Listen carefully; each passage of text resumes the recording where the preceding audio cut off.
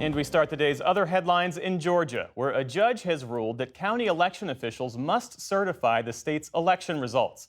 A Republican on Fulton County's election board had claimed that local election officials could refuse to certify. But in his ruling, Superior Court Judge Robert McBurney said concerns about fraud or systemic error are to be noted and shared with the appropriate authorities, but they are not a basis to decline to certify. Georgia Secretary of State Brad Raffensperger today highlighted the importance of this part of the democratic process. We've always believed that everyone should follow the law and follow the Constitution. That's an American value. And so I think that's very important that that is affirmed, in the judicial system. And we'll make sure that we follow the law and follow the Constitution in everything we do.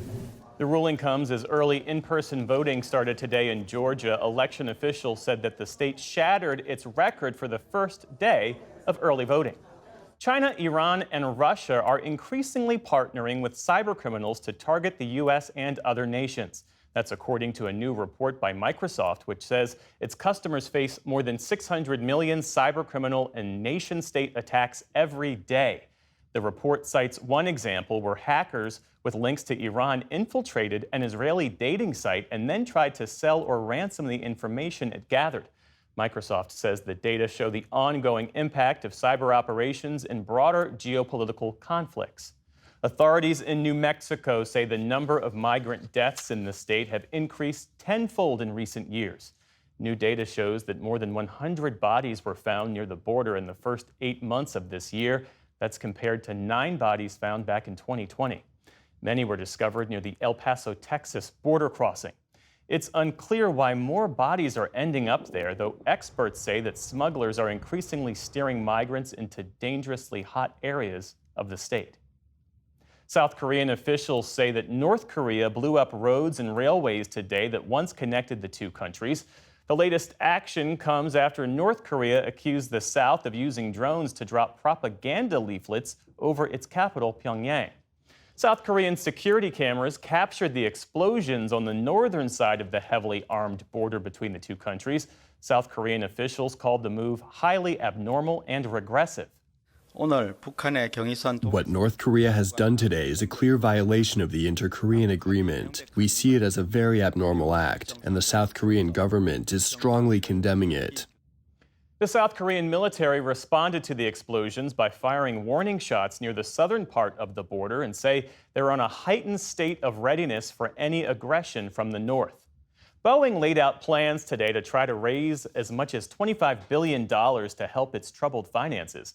In back-to-back regulatory filings, the plane maker said it could raise the cash over the next 3 years by issuing new stock or debt. Boeing also plans to enter into a new $10 billion credit agreement with banks. The company has lost more than $25 billion since the start of 2019.